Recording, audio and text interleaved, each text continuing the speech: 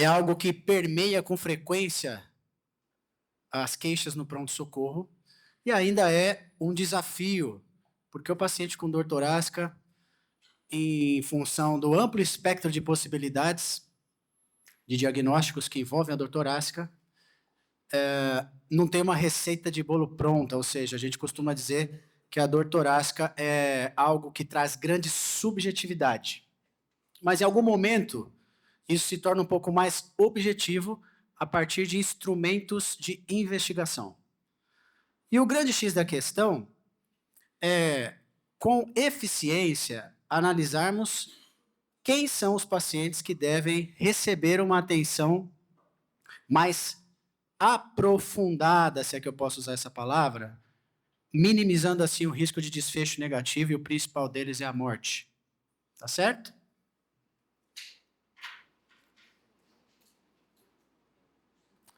Só a minha apresentação eu já declarei o conflito de interesse.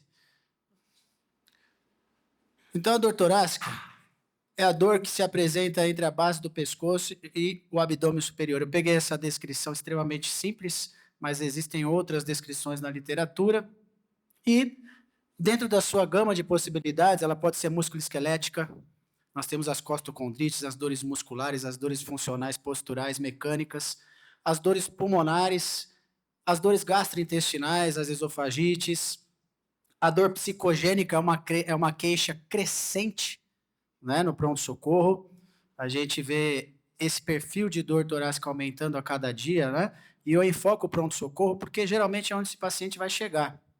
Claro que a avaliação do paciente com dor torácica, ela acontece em espaços geográficos dos mais variados, mas esse paciente geralmente chega pelo pronto-socorro.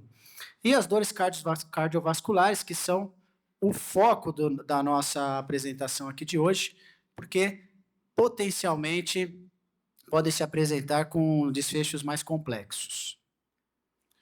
E, obviamente, dentro das causas de dor torácica, nós temos que acender sempre a luz amarela, a luz vermelha, para aquelas causas que merecem uma atenção imediata, pelo iminente risco de morte desses pacientes.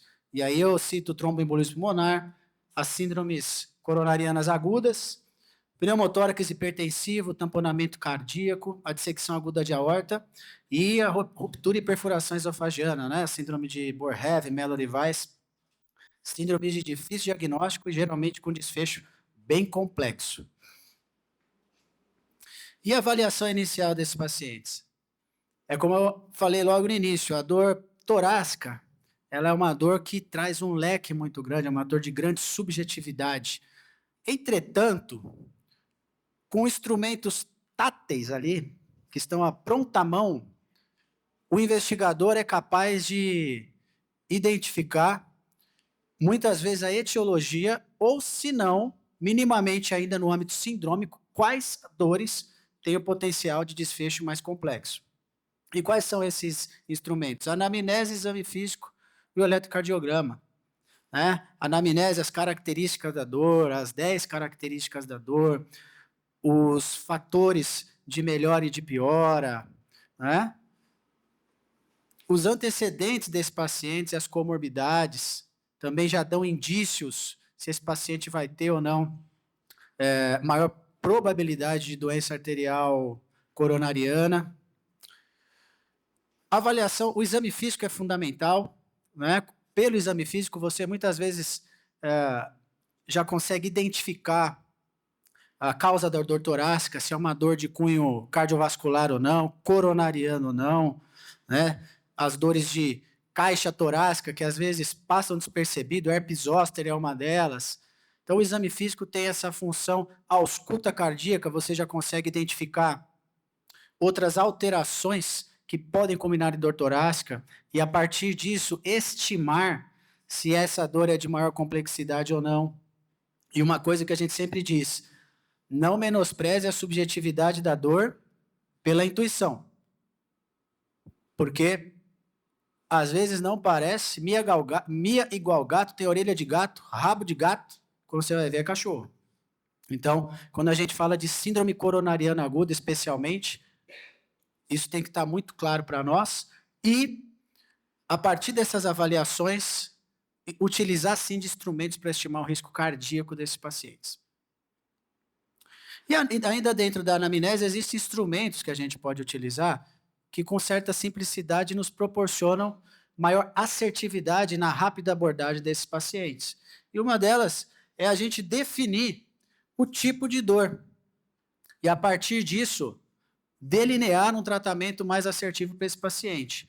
Né? Então, ali, ó, os critérios: localização, sinais e sintomas associados, irradiação e fatores de melhora. A dor definitivamente anginosa, a dor tipo A, geralmente ela pontua 3, então aquela dor opressiva, aquela queimação, aquela dor irradiada para pescoço, mandíbula, membros, ombros, membros superiores, ombros.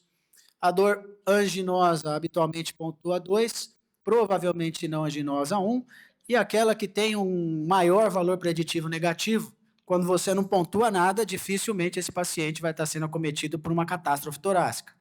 Né?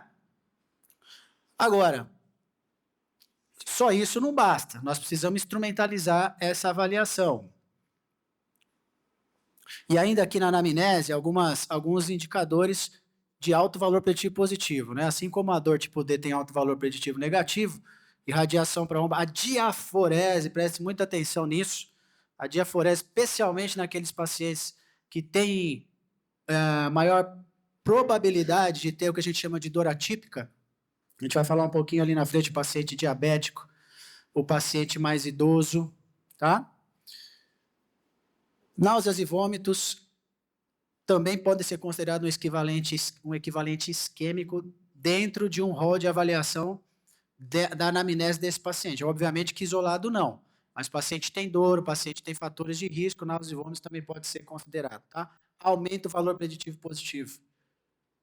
E os fatores de risco familiares, o tabagismo, hipertensão, diabetes, lipidemia, né? Idosos, sexo masculino, doença aterosclerótica conhecida, aumenta também a probabilidade de doença arterial coronariana. Paciente renal crônico também tem maior possibilidade. Repetindo um pouquinho aqui, o exame físico direcionado é fundamental, uma boa ausculta cardíaca, uma ausculta pulmonar, a palpação, né? Você consegue identificar sindromicamente, muitas vezes, já começar a pensar na etiologia e afastar o que pode ser mais grave para esses pacientes. Não é suficiente. O eletrocardiograma vem como um complemento, falando dessa tríade, então, anamnese, exame físico e o eletro. Comumente, esse eletro é normal. O eletro normal, ele descarta um evento grave? Nós sabemos que não. O mais comum é esse eletro vir normal. Entretanto, quando esse eletro está alterado, ele pode tornar aquilo que é muito subjetivo em algo um pouco mais objetivo e passa a impactar em diagnóstico e prognóstico desse paciente, especialmente quando a gente fala de elevação do segmento ST. Então, isso passa a ficar um pouco mais objetivo nos próximos passos da investigação desse paciente.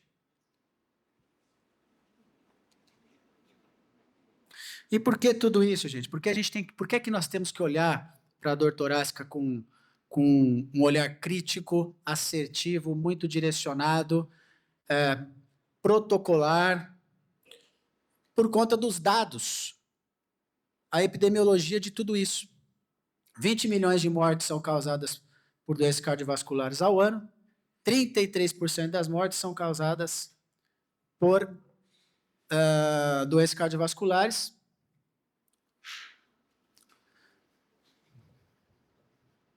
E no Brasil, olha aí, em 2024, 365 mil mortes. Isso equivale a uma morte a cada 90 segundos.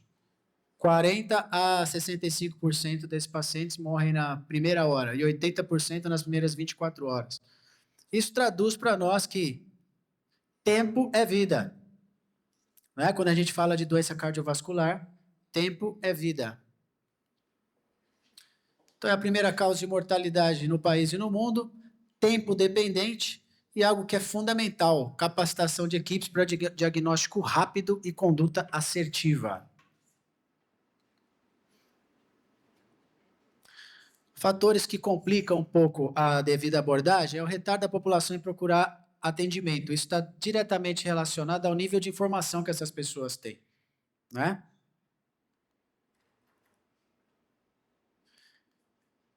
E aí é uma corrida contra o tempo. A cada minuto que se retarda a instituição da terapia de reperfusão, menos 11 dias de vida.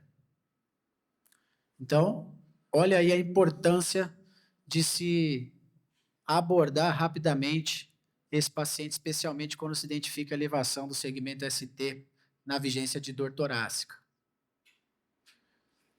Rapidamente, só uma pincelada na fisiopatologia do infarto do miocárdio, que é o quê? Paciente com uma placa aterosclerótica, você tem a ruptura ou erosão dessa placa, uma das causas principais, você tem a invasão para a luz do vaso de um núcleo, às vezes, necrótico, agregação plaquetária e obstrução em vários graus da luz do vaso. E a abordagem inicial desse paciente, como nós já iniciamos ali na dor torácica, quando a gente tem alta probabilidade de uma dor por síndrome coronariana, não muda. A abordagem sindrômica da dor torácica, ela vai ser muito mais direcionada, obviamente, a partir do eletrocardiograma ou de outros exames de imagem. E aí você vai se valer do raio-x, você vai se valer de uma tomografia, a depender da sua hipótese diagnóstica. Ainda dentro do complexo das dores de cunho cardiovascular, você pode necessitar de uma angiotomo, tá? Mas a história clínica de um modo sindrômico não muda muito. Você vai ver as características da dor, os fatores de risco. Lembrando que idosos, mulheres, diabéticos fazem uma dor atípica e ainda assim tem síndrome coronariana aguda. E a rápida identificação desse paciente daqui para frente, o cronômetro vai começar a correr. Esse paciente vai chegar no acolhimento. Aqui no hospital eu já vi que vocês têm uma abordagem muito bacana, muito diferente da realidade do Brasil, eu posso dizer dessa forma, né? A gente conhece bastante da realidade do SUS, né? Eu vou dizer um pouco do SUS no Brasil, no que tange aí a abordagem inicial do paciente com dor torácica, e só de você ter ali um totem que já te direciona, você já faz um eletro, esse eletro é avaliado em 5 a 10 minutos. Isso é o ideal de muitos protocolos, mas que se tem dificuldade de obter, né? Então, vocês já estão de parabéns nesse sentido, porque isso é qualidade, isso é segurança. E aí, quem vai fazer o acolhimento com classificação de risco desse paciente? Anamnese direcionada, exame físico, eletrocardiograma, preferencialmente ainda na triagem, com avaliação em até 10 minutos.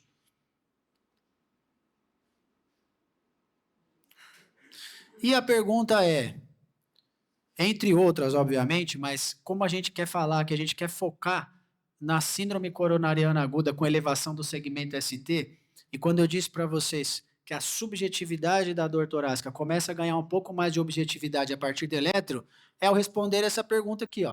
Se esse eletrocardiograma tem supra ou não tem supra de ST?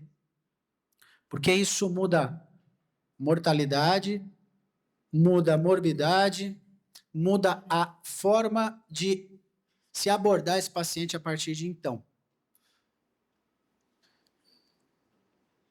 A gente vai só demonstrando a onda, porque algumas pessoas não têm a familiaridade com que a elevação do segmento ST, ainda que trabalhem nos setores de urgência e emergência, e a gente tem um mindset, gente, de que a avaliação do eletrocardiograma tem que ser feita unicamente pelo médico. Isso não é uma verdade, né? A equipe de enfermagem pode ser qualificada nisso, tem total condição, total capacidade de minimamente falar, ó, isso aqui pode ser uma elevação do segmento ST e direcionar esse paciente para a sala de emergência para que sejam feitos os próximos cuidados de maneira correta e em tempo adequado, tá?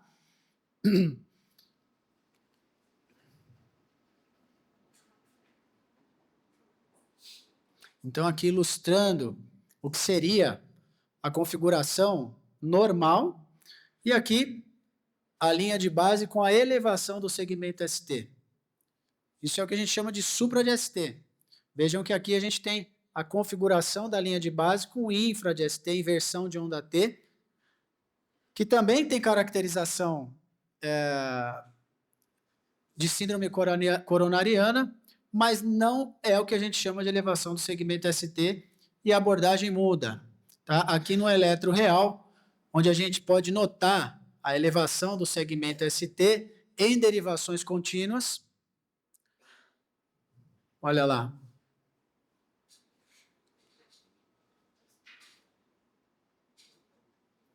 E o que são derivações contínuas? São derivações que determinam em qual local angioanatômico está o acometimento dessa obliteração, tá? Então, por exemplo, D2, D3 e AVF, quando você tem o supra de ST ali, o verdinho, você vai ter uma lesão de parede inferior. Então, a avaliação eletrocardiográfica nos permite analisar a topografia da lesão cardíaca, coronariana e cardíaca.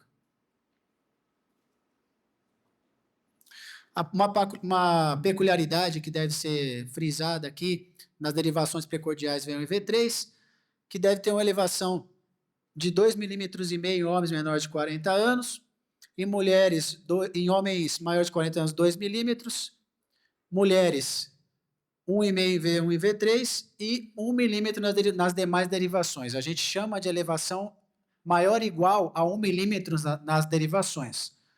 Em derivações contínuas, 1 milímetro a gente considera elevação do ST, mas em V1 e V3 tem essa particularidade a ser considerada.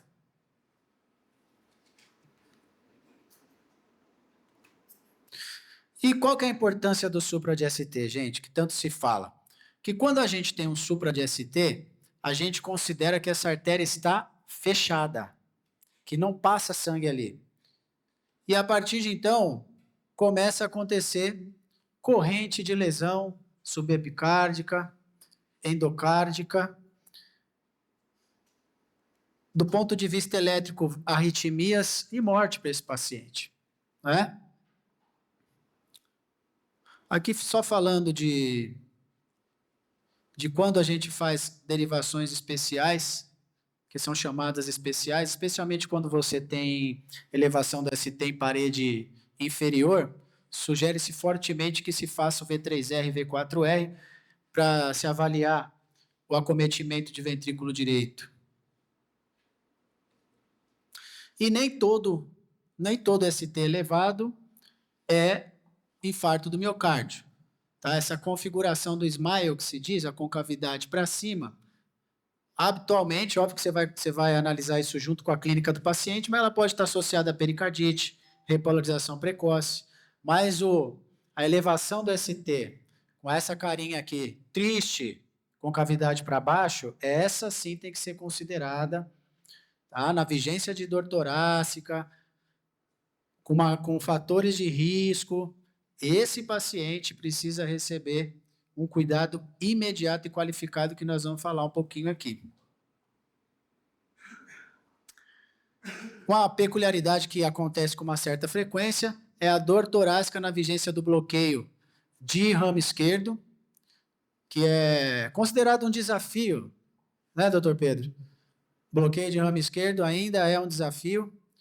O Congresso Europeu agora sugere que aqui a gente usa o SGAR-BOSSA, os critérios de Barcelona, para tentar identificar se esse paciente está tendo uma síndrome coronariana aguda, se ele tiver um bloqueio novo e dor torácica característica com eletro que tenha bloqueio de ramo esquerdo. Sugere-se agora, então, no último congresso, que se o paciente estiver grave, o paciente estiver instável, na vigência de bloqueio de ramo esquerdo, você já pode fazer a avaliação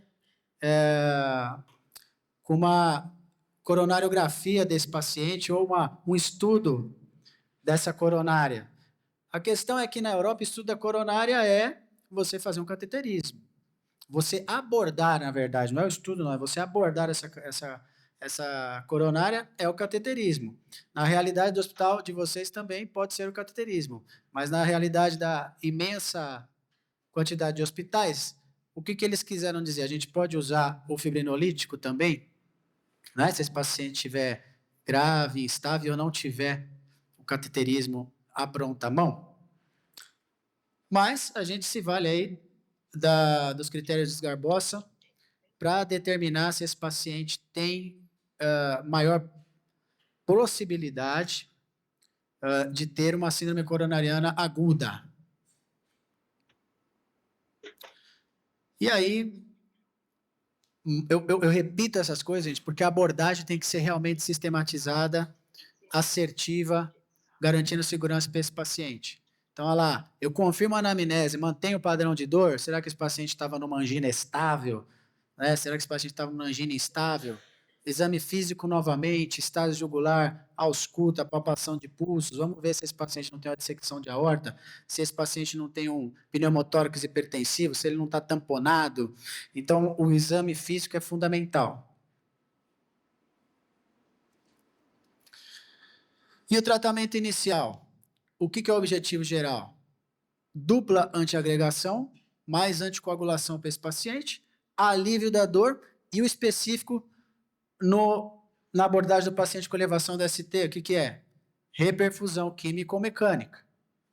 Tá? E como é que a gente faz isso? Para toda a síndrome coronariana aguda, AS, 1 segundo antiagregante plaquetário, a heparina. E esse segundo pode ser o ticagrelor, prasugrel. O que vai depender é se esse paciente vai receber o fibrinolítico ou se esse paciente vai para a ICP. O AS, para todos os pacientes, não pode ser o AS tamponado.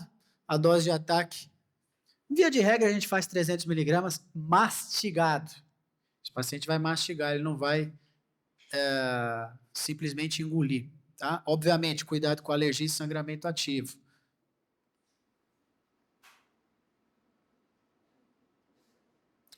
E aí, se esse paciente se esse paciente vai para a ICP primária, aí a gente vai utilizar o ticagrelor ou prasugrel após o procedimento.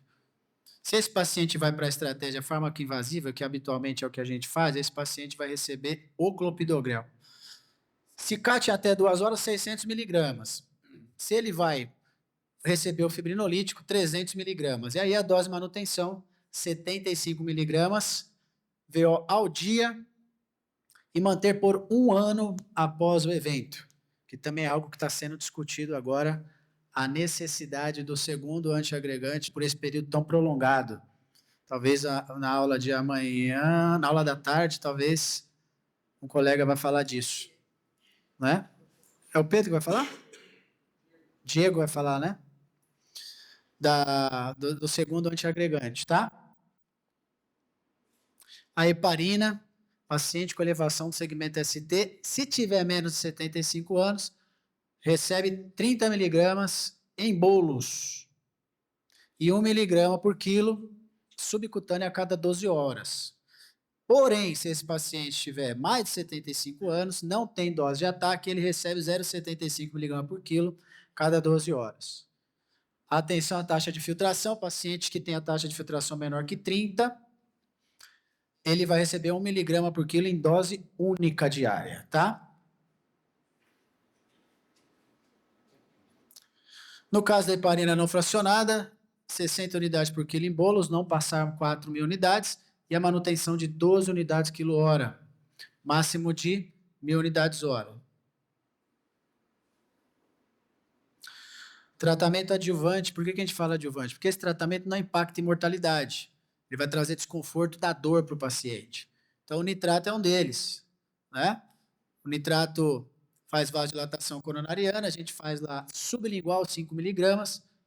Você pode repetir ali com intervalo de 5 minutos, máximo de 3 comprimidos. Tá? Opção, nitroglicerina endovenosa. Vai manter ali por 24 a 48 horas para dor anginosa. Contraindicação, inibidor da fosfodiesterase, né? Porque esse paciente pode ter uma vasodilatação muito importante. Cuidado também no paciente com infarto de ventrículo, infarto inferior, que pode ter acometimento de VD, que é um paciente que tem maior chance de fazer um choque. Então, a gente habitualmente não utiliza esse medicamento, né? Agora, se você já tem um diagnóstico de infarto de VD, aí você não vai fazer mesmo, porque o mecanismo é outro. Você quer manter fluxo nesse paciente, manter pré-carga, manter esse ventrículo direito aberto.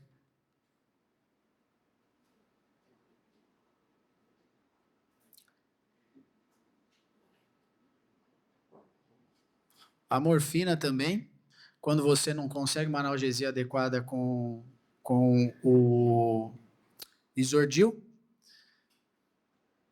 A morfina deve ter seu uso reservado também, tá? Existem alguns estudos aí que ela concorre com clopidogrel, ela altera muito a pressão arterial.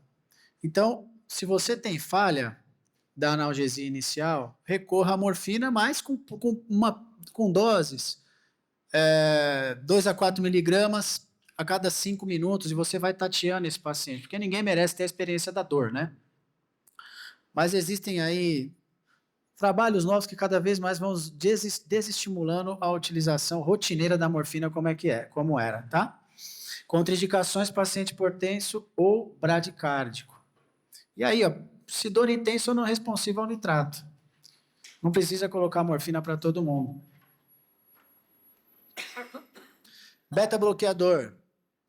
Beta-bloqueador também é considerado terapia adjuvante. Ah, Rodrigo, mas beta-bloqueador diminui mortalidade ao longo do tempo. Sim, mas não necessariamente você vai fazer. Olha lá, ó, você pode fazer nas primeiras 24 horas do IAM, ou se você quer controlar ali alguma arritmia que eventualmente, algum ataque cardíaco que eventualmente esteja ocorrendo, você pode fazer uso. Contraindicações, broncoespasmo, congestão pulmonar e choque, né? Os BAVs e uma PA sistólica menor que 90, frequência menor que 60.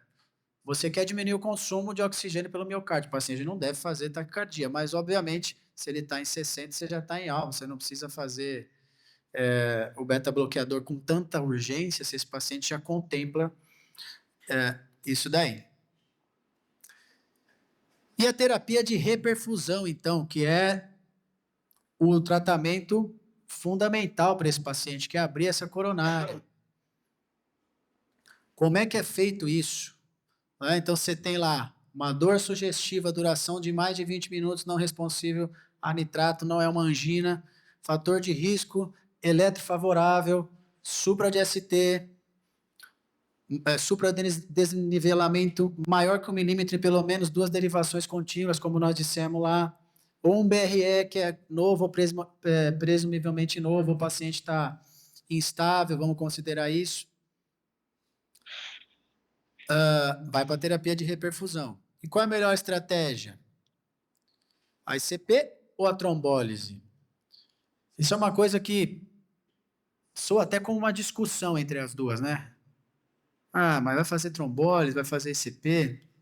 E aí nós vamos falar rapidamente aqui das diferenças e das indicações para cada uma delas. Então, eu consigo abordar esse paciente em até 120 minutos? Uma abordagem completa? Eu consigo? A ICP talvez seja mais indicada, com uma discreta melhor indicação, mas é mais indicada. Eu tenho a disponibilidade da hemodinâmica naquele momento? O meu ΔT é viável? Se a resposta é não, nós vamos para a fibrinólise, fibrinolítico, que já foi alvo de muita crítica, mas hoje se mostrou eficaz, salva a vida, é seguro, e nós vamos mostrar rapidamente isso, tá?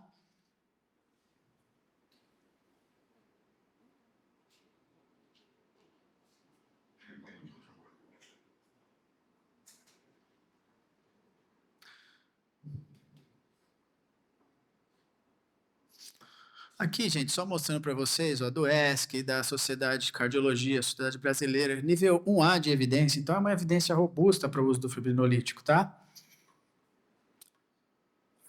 Rapidamente, a ação do fibrinolítico, fala um pouquinho aqui da streptokinase, provavelmente não se usa streptokinase no serviço de vocês, né? Uma molécula estranha, fazia hipotensão, o paciente ficava em fibrinólise 24, 48 horas, mais do que isso até. Então, o medicamento, eu cheguei a usar ainda a streptokinase, você já tinha que fazer a streptokinase com soro de 1000 ligado, né? Porque você não sabia se encharcava o paciente ou se você sofria os danos do baixo débito. E aí você ia modulando isso. Então, hoje nós temos moléculas que são mais modernas e que favorecem o paciente fica em fibrinose por menos tempo, favorece a estratégia fármaco-invasiva, tem o efeito sobre o plasminogênio, né, que converte plasminogênio em plasmina, isso faz a clivagem da fibrina, diminui então a rede, diminui a agregação plaquetária e contribui para a dissolução do coágulo e restabelecimento do fluxo coronariano. E aí, como eu disse a vocês, só um tequinho aqui do estudo STREAM, que utilizou o seguinte protocolo, ó, IAM supra-ST, menos de 3 horas no início da dor, e uma ICP impossível em 60 minutos. Ele validou a estratégia fármaco-invasiva. Pacientes menores de 75 anos, dose full da tenecteplase, maior de 75 anos, metade da dose, o que resultou em muito menos sangramento, trouxe mais segurança. Mantivemos a esclopidogrel, enoxaparina, e aí a avaliação pós-fibrinolítico desse paciente, que vai combinar na estratégia fármaco-invasiva, que é o quê? Cateterismo 6 a 24 horas após o fibrinolítico, ou, se você não tiver critério de reperfusão, não tem melhora da dor, não tem diminuição do supra-ST em 50%, não fez arritmia de reperfusão, não teve variação da troponina, então, assim, aí esse paciente vai para angioplastia de resgate. Tá? Então, o STREAM validou a utilização do fibrinolítico. E a segurança disso, Rodrigo? 99,5% dos pacientes não tiveram sangramento, hemorragia intracraniana, que é o principal temor. E a alteplase e a tenecteplase demonstraram perfil semelhante de segurança em se falando da hemorragia intracraniana. O STREAM 2 veio aí para fomentar ainda mais e comparar a eficácia e segurança do tratamento fibrinolítico quando a TNK foi para meia dose aos pacientes maiores de 75 anos. E o paciente foi submetido, então, ao cateterismo 6 a 24 horas depois. Isso é a estratégia fármaco-invasiva versus a intervenção coronariana percutânea primária. Foi direto para o CAT. O desfecho primário composto foi morte por todas as causas, choque, insuficiência cardíaca ou reinfarto em 30 dias. Então, notem aqui, ó, que na aproximação do 30 dias, nós tivemos um discreto favorecimento da ICP em detrimento da terapia fibrinolítica. Então, é seguro para se fazer. E aqui é o que a gente já acabou de falar, quando você teve aí para o idoso a diminuição da tenecteplase em meia dose acima de 75 anos, trouxe muito mais segurança para o uso da medicação e não houve diferença significativa no desfecho clínico primário composto por óbito, insuficiência cardíaca, choque e reinfarto em 30 dias. Tá? No grupo TNK, que é a tenecteplase, 1,5% de hemorragia intracraniana contra 0 no grupo ICP. Então, discretamente favorável à intervenção percutânea.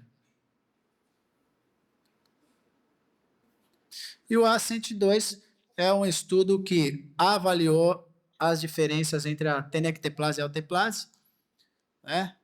A alteplase praticamente é uma molécula evoluída a tenecteplase é uma molécula evoluída da alteplase e, obviamente, já se imaginava que a mortalidade em 30 dias ia ter equivalência entre os dois medicamentos.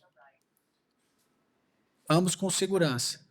Contraindicação deve ser muito bem mensurada, muito bem avaliada, né?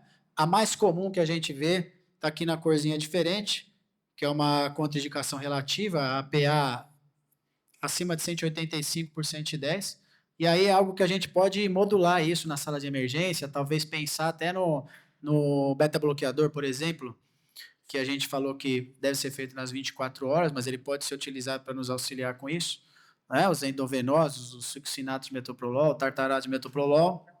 Entretanto, algumas são contraindicações absolutas. Ó. Cirurgia de grande porte nos últimos 2 meses, AVCH em qualquer estágio da vida, AVC em 6 meses, trauma de face, TCE grave, Sangramento ativo ou atual menos de 3 meses do trato gastrointestinal.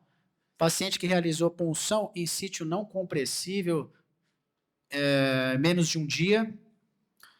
Malformação arteriovenosa ou neoplasia sistema nervoso central. Suspeita de dissecção aguda da aorta e distúrbios hemorrágicos há 6 meses.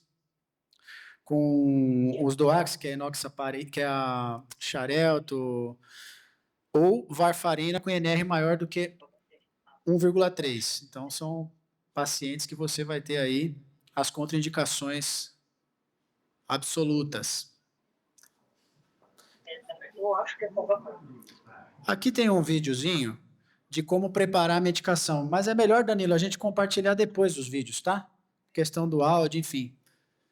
A gente compartilha, vocês já utilizam a medicação, né? Já tem um protocolo muito bem estabelecido aqui, então, para vocês isso não vai ser grande novidade. Só lembrando aqui, ó, da dose da tenecteplase frente ao peso, então, paciente 70 a 80 quilos vai receber 40 miligramas, paciente maior de 90, 50 miligramas, em bolos de 10 segundos, é um bolos rápido, e a alteplase, que vai partir do quê? Do tempo de dor para fazer a infusão acelerada ou a infusão convencional. Então, o paciente até 6 horas de dor faz aquele padrão de infusão que a gente chama de acelerada. E varia também com o peso.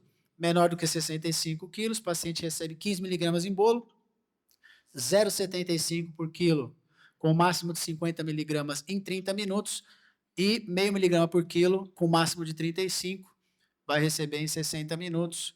A única diferença aqui é se o paciente faz a dor entre 6 e 12 horas, a gente usa o que a gente chama de convencional, que é a infusão total da dose em 3 horas, sendo bolos de 10 miligramas, tá? Via de regra é basicamente isso. O Danilo consegue compartilhar o material, se alguém ainda tiver dúvida no preparo, como é que se faz a devida diluição da medicação. A gente tem esse material para deixar disponível para vocês. E, obviamente, depois de feita o cuidado da trombólise para esse paciente, nós vamos avaliar critério de reperfusão. Redução em 50% pelo menos do supradesnível do ST em 90 minutos. A gente vai seriar esse eletro imediato, 30, 60, 90. Melhora da dor, é um indicador fantástico. Paciente que mantém aquela dor intensa ou pior, não é critério de reperfusão. Arritmia de reperfusão, a mais comum que acontece é o ritmo ventricular acelerado, é um padrão de QRS largo, mas não é taquicárdico. E não deve ser encarado como uma taquicardia ventricular, com pulso. E pico precoce da troponina. Então, se você tiver 2 ou 3 desses daí, você considera que o paciente teve sucesso na sua abertura da coronária e te dá mais tranquilidade na abordagem desse paciente naquele momento. Porque o paciente que recebe um fibrinolítico continua sendo o paciente que infartou com todas as suas vulnerabilidades inerentes à diminuição do aporte sanguíneo para as coronárias e para os tecidos, tá? E aí, existem protocolos variáveis, mas imediatamente após o trombolítico, avaliar a pressão, cada 15 minutos por 2 horas, 30 minutos por 4, e a cada hora por 18 horas. Isso aqui serviços fazem de outra forma, de acordo com as suas possibilidades. O importante é esse paciente estar sob visualização e assistência direta de uma equipe capacitada. E esse paciente recebeu um fibrinolítico, um paciente que nas primeiras 2, 3 horas tem maior risco de sangramento. As manipulações especialmente mais invasivas, uma punção arterial para esse paciente, uma punção intraóssea, devem ser evitados, né? Porque esse paciente vai estar ali em fibrinólise, esse paciente vai estar com maior possibilidade hemorrágica.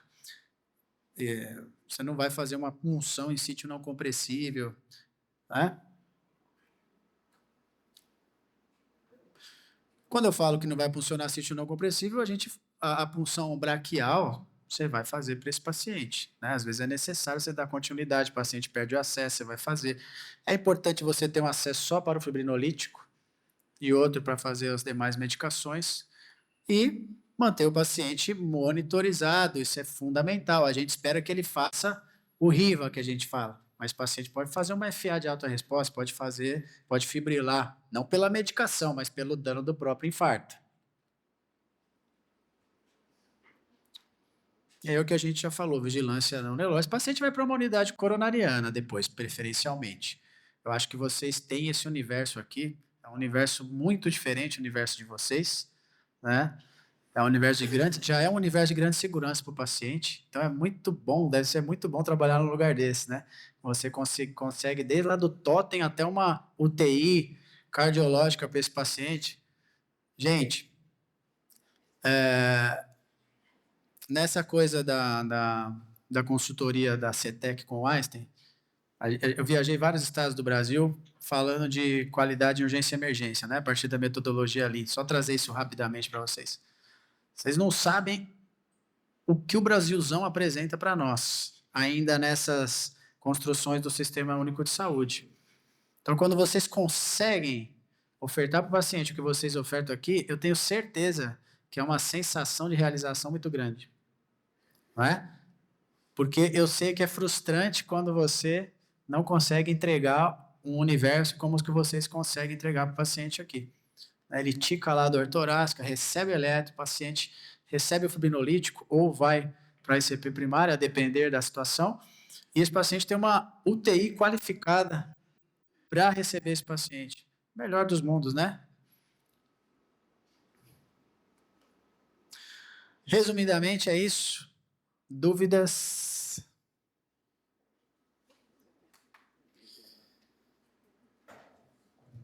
Muito obrigado. Obrigado, doutor. Alguém tem alguma dúvida? Está todo mundo quietinho? Quer falar, Érica, sua dúvida?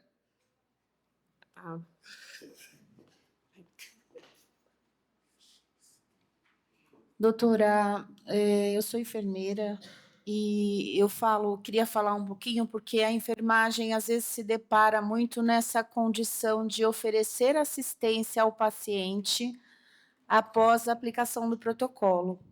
Então, esse protocolo pós-trombólise, né, eu queria que o senhor falasse mais um pouco qual é o papel realmente do enfermeiro, porque muitas vezes a gente vê que a assistência ela fica empacotada, né? Todos os pacientes têm o mesmo padrão.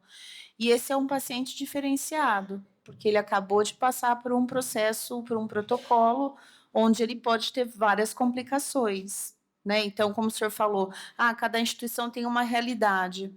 Então, alguns verificam a PA de 15 em 15 minutos, na primeira meia hora, e depois isso vai se passando. Mas o que seria o ideal, né? Qual seria a visão principal do enfermeiro que está ali agora, na beira do leito, oferecendo assistência ao paciente, para promover um plano de cuidados seguro?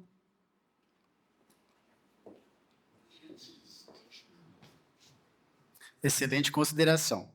Gente, o que é um cuidado maduro dentro de qualquer instituição hoje? Tá? Um cuidado maduro é um cuidado que pega aquele modelo médico centrado que era verticalizado e torna horizontal. O enfermeiro é um profissional preciosíssimo que deve ser olhado como um profissional precioso que é. Extremamente capacitado e que por muitos anos, estou falando uma visão pessoal agora, me perdoem, tá? Por muitos anos, teve as suas potencialidades subutilizadas por um sistema pré-implantado. Então, quando você tem uma maturidade de gestão, uma maturidade de protocolos de segurança, uma maturidade de qualidade na sua assistência, os protocolos fundamentalmente devem ser horizontalizados. O cuidado deve ser compartilhado e o enfermeiro empoderado. Rodrigo, por que você está falando isso? Porque o enfermeiro é um olhar direto para o paciente, o técnico de enfermagem. Ele é um observatório 24 horas por dia, 7 dias por semana, das mínimas alterações que esse paciente vai apresentar. Então, o médico ou os outros colegas da equipe multidisciplinar, muitas vezes se abastece do que o enfermeiro ou o técnico passa, né? Então, veja o quão valioso é um enfermeiro que sabe o que está fazendo ali, que está empoderado daquilo ali, que sabe olhar para o monitor e Por que não? Por que não um técnico de enfermagem dominar o básico de um eletrocardiograma? A coisa mais bacana que tem é você ser abordado por um técnico de enfermagem que sabe identificar minimamente uma arritmia, né? Ele falou, doutor, esse eletro aqui não tá legal. Ele chega na enfermeira e fala, enfermeira, ó, eu olhei esse eletro aqui que eu acabei de fazer, não é melhor chamar o médico? Né? Ou a enfermeira já dá o diagnóstico ali daquele eletro e chama o médico para atuarem. Por quê? Porque esse paciente ainda pode fazer arritmias. Esse paciente pode fazer arritmias. Ele teve uma lesão hipóxico-isquêmica. E esse tecido vai responder com alterações elétricas mais variadas nas próximas horas. Né? Lembra que a gente falou que morre mais na primeira hora, mas nas 24 horas, 80% desses pacientes. Então, as 24 horas desses pacientes são. E aí tem trabalhos que falam uma semana, 30 dias, 2 anos, e aí vai. Né? Mas enquanto esse paciente está sob observação direta, avaliação sistemática dos sinais vitais, nível de consciência, o paciente recebeu um fibrinolítico. Ah, Rodrigo, 1% de sangramento ou menos, mas atenção às variações neurológicas desse paciente. Eletrocardiograma seriado para esse paciente. Qual que é o melhor? 30, 60, 1 hora, 2 horas, a cada meia hora? Existe um conflito em tornar absoluta essa informação. Vai do protocolo institucional, mas é fundamental que você faça ali 30, 60, 90 minutos pós-trombólise. Esse aí é fundamental que se faça, tá? Então, as arritmias, nível de consciência, pressão arterial desse paciente, né? E, obviamente, comunicar ao médico qualquer variação relacionada a isso. O papel do enfermeiro à beira-leito num paciente que acabou de receber um fibrinolítico de guardar mesmo o bom segmento clínico desse paciente pós-procedimento e também no cuidado ao infarto de um modo geral. Tá?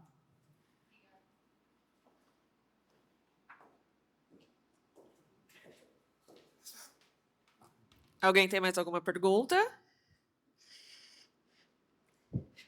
A Érica fez uma pergunta, a cara dela para mim, referente à diferença do tenecteplase e o Actilise em questão de valores.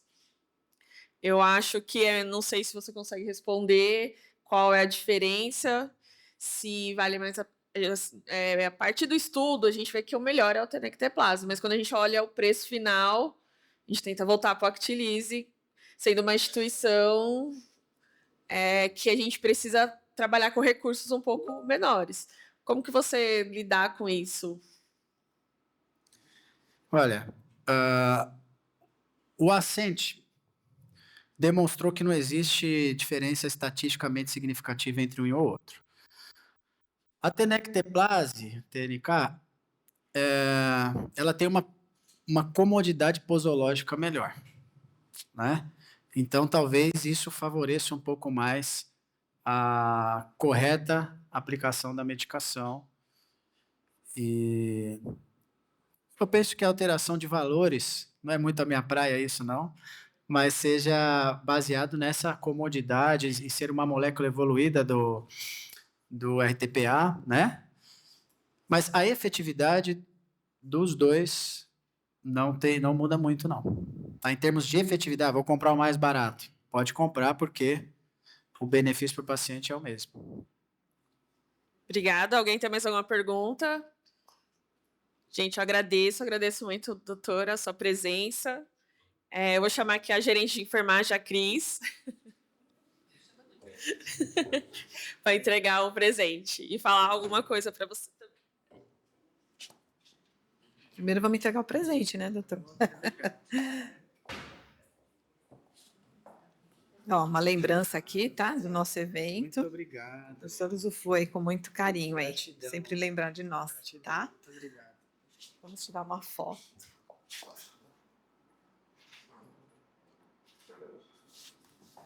Bom, então já essa etapa, né? Doutor Rodrigo, mais uma vez, muito obrigado pela excelente aula. Acho que aqui, né, ganhamos mais um pouquinho de conhecimento e cada vez mais estruturando assim o nosso objetivo, o nosso compromisso com o nosso paciente, doutor. Tudo que o senhor falou em relação a esse mundo que, né, aí fora, com tantas dificuldades, eu vou dizer para o senhor com muito orgulho. Aqui no HSAMP nós preservamos isso e nós fazemos isso. Nós temos esse compromisso com o nosso cliente que chega ali no totem, como o senhor falou. Eu tenho uma equipe de pronto-socorro, né, muito bem estruturada, aí os meninos que estão conosco, aí nós fazemos com que eles aprendam a fazer essas leituras dos eletros e ter esse compromisso, tá? Os meus enfermeiros. E para nós tempo é tudo, né? E é muito orgulho quando o senhor, né, colocou, explanou esse tipo de exemplo, mas aqui no HSAMP nós temos isso. Eu, como gestora de enfermagem, posso dizer isso, que eu fico muito orgulhosa quando falo assim, chegou um paciente no pronto-socorro com supra, mas já foi para hemodinâmica, o Diego já está lá, já estamos levando ele para o CAT, né, doutor Pedro? Isso é, assim, muito orgulho. Então, nós temos esse compromisso, esse é o compromisso do nosso simpósio, agregar esse conhecimento, né, e fazer essas boas práticas. É o que eu falei pela manhã, o nosso cliente ele chega aqui, ele pode ter a segurança e a garantia que ele vai estar sendo bem assistido e com todos esses recursos aí que o senhor mesmo explicou, que infelizmente não é uma realidade do nosso país, mas aqui no HSAMP ele pode vir que ele vai ser muito bem atendido e dentro dos tempos, porque tempo é vida, né? E o nosso compromisso é isso. Tá bom? Eu quero agradecer mais uma vez, agradecer toda essa plateia maravilhosa, os nossos colegas lá da Baixada, e vamos estar encerrando essa primeira sessão, né? Pela essa manhã, e à tarde estaremos aqui retornando com mais 2 palestrantes, né? Às 14, para ganhar mais um pouco de conhecimento e colocar em prática tudo isso aí para os nossos clientes. Muito obrigada a todos e uma boa tarde aí, né? Um bom almoço para vocês, tá?